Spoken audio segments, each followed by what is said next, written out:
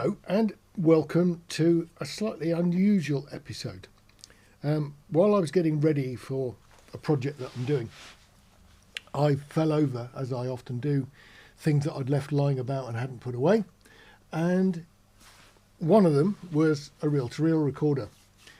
So I thought, we'll fish one out and we'll plug some microphones in and see how good this is compared with digital audio that we're doing all the time.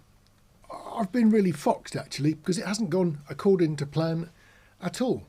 Now the first thing is recorders like this, back in the day, they actually had microphone inputs on them, on 1/4-inch jacks. So number one problem was to try and get some cables together that had got sort of XLR for the microphones, unbalance them, stick them into a 1/4-inch jack so I could plug it into the socket on the back. That of course mucks out the fact that you can't use condenser mics, they've got to be dynamics, but that's no big deal. So that's what I did, and I've been plagued with problems. The main problem seems to be gain. So basically I haven't got enough. So turning the wick up on the gain control just brings up lots of noise, and it also seems to be quite susceptible to interference-y type buzzes and noise, which none of the digital devices do, but this did. I also had a Revox, which I tried. I gave up on the Revox quite quickly. The Tascam was better, but it's not good. So I thought I've got to try and fix it, and then I had a brainwave. I've still got one of these. This is a Shure 588. And it's a long time unused microphone. Unisphere B. It does have an XLR output, but it's got a transformer inside. So the output of this is actually high impedance. Now I thought that the mic sockets on here were low impedance, normal in terms of level and impedance, but they appeared to be just a little bit less good than I remember. I'm convinced that I had this thing recording on some Shure SM57s back in the day, but clearly I may have been memory playing tricks perhaps. But anyway, I thought I've got this mic somewhere. I dug it out and I've plugged it into the back of this, direct into the mic inputs, and it works, and it's quite clean. I tried feeding line levels into it with attenuators. I tried putting mics into it direct, and there just wasn't enough noise-free gain for those.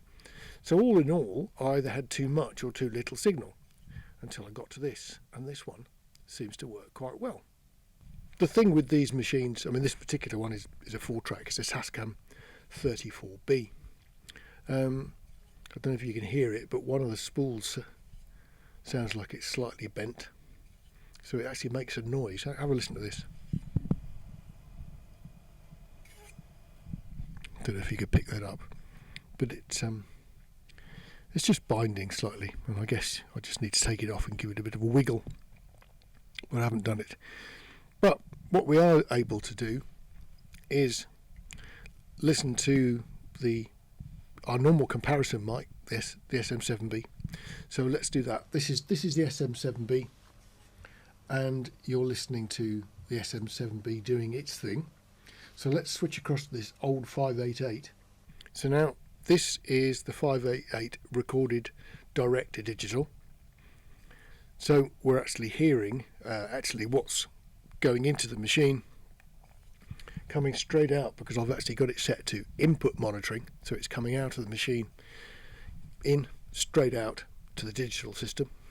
So that's the direct path, but of course we can also switch it to replay off tape.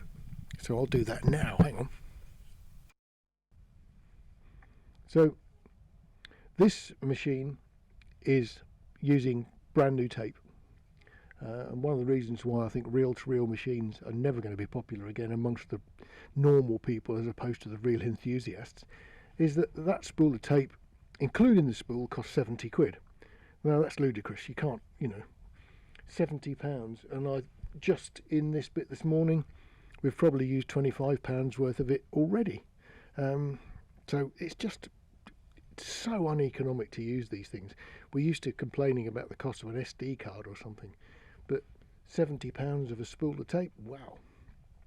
But you're listening to me off tape. Now, what I have had to do is adjust things, because clearly the off tape monitoring takes a moment to get from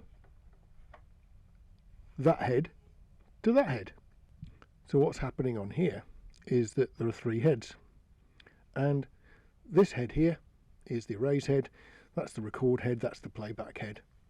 Now my microphone is being recorded on that head and then immediately replayed from that one, but there's a small difference between the two in terms of physical layout, which means that there's a finite time for the tape to get from there to there, and that's when you hear me. So off-tape monitoring back in the reel-to-reel days was a bit of a pain because it was always delayed. You could use it as a great echo effect. You could even feed some of that back in and you could create a sort of WEM copycat style thing. But that's how these things go.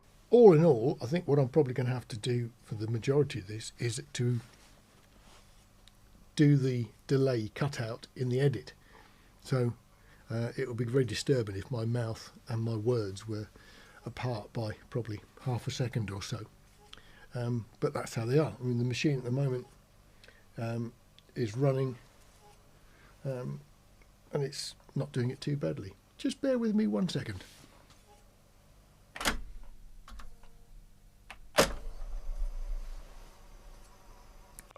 I'll set the thing to 15 inch per second now. And 15 inch per second means that the delay is only half. So there's me direct, and if I switch quickly from me direct to me on the tape, because the tape's moving twice as fast, the delay is half as long. So that works quite nicely too. So okay, let's swap this Tascam, which is sort of 70s, late 70s vintage. Let's swap it for something like the Revox, which is earlier still. So I fired up the Revox. So we'll do the same sort of trick with the Revox. So let's get that recording. There we go then. The Revox is now recording, and I have no idea what this is going to sound like either, so we'll give it this one a go. The high impedance, oh, it's actually a bit potent. I might just turn that down a little bit. Very well.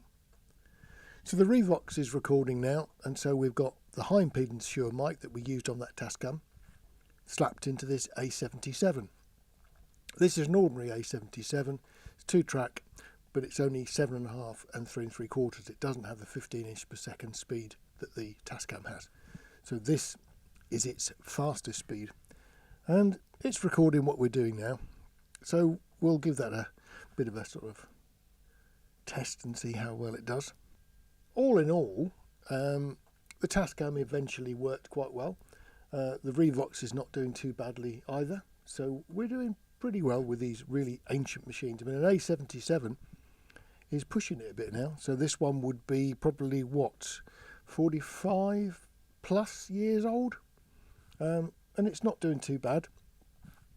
It's a bit of a sort of massive beast. It's not quite as heavy as that Tascam 34. That's a real killer if you want to pick one of those up and carry it, because it doesn't even have a handle. At least the Revox has actually got a handle on the top that you can carry it by. So let's have a look at this and see if we can actually listen off tape on here, see what's going on. So we've got plenty of things happening. It does appear to be doing all the things that it's supposed to be doing, so that's okay. But all in all, the Revox machine is pretty similar. If you put the flap down, there's an erase head here, there's the record head in the middle, and then on this side here we've got the replay head. That's a bit better. You can see what's going on. I'm only recording on this channel here. The other one has actually got the record button pressed, but there's nothing plugged into it, so it's just recording silence, which is handy. But all in all, They're quite nice machines. I would have preferred a B77 actually. I rather like those, but the cost of a B77 is crazy. All the Studers are mega expensive, and of course the modified ones like the ASCs that the BBC were very fond of, which were sort of Revox Studer machines converted to be more useful for radio replay. They're also fetching ridiculous amounts of money. But very clearly, the problem with all of these is that the actual audio quality is good, but it's not brilliant. It's, you know, I have nothing I do with all the recording stuff that I would want to record on either of these two reel-to-reel machines. They're nice to have and they're lovely for nostalgia, but realistically, they don't really do enough noise-free. The noise level on these recorders is low, but there's no noise reduction, so they're going to hiss. And we've got quite used nowadays to having hiss-free recordings. And the avoidance of hiss, in my book, is probably more important than the feeling of seeing these wonderful machines doing their thing. So I'll get this one replaying, just so we can actually make sure it did do the job.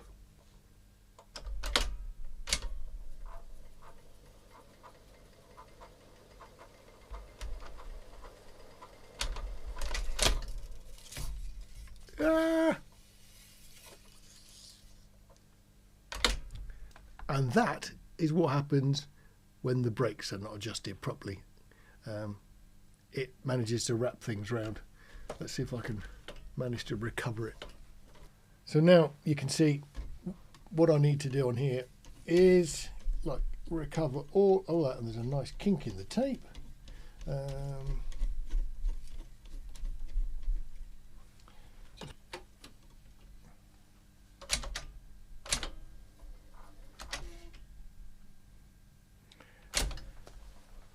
Yeah, the brakes are in definite need of adjustment on here. Let's see what happens when that bit of kink tape comes round. Don't think we squished it too badly, but as I said, this is a slightly smaller tape than the one on the Tascam. So the Tascam was about, what, 70 quid's worth, so what's this spool? Probably 50 quid's worth of tape. I'm back on the SM7B now, and I guess you can understand why I'm quite happy using an SM7B, some black magic gear, and pushing record, and it works. This is just too much faffing about. It's really nice. I mean, it looks really cool, doesn't it, with reels spinning around and stuff. But I just can't see the point in using these machines. They're too expensive. They're too, as I can just show you there, unreliable. The brakes were working on that fine the last time I used it, which was probably 2 months ago. So the brakes have gone out of adjustment, so it needs a bit of loving care. It's a bit like having an old motor car. If you've got an old car, you need to spend a lot of time just fiddling, cleaning, adjusting, and just keeping it nice. Modern gear just works. Anyway, that's it. See you on the next video. Look after yourselves and take care.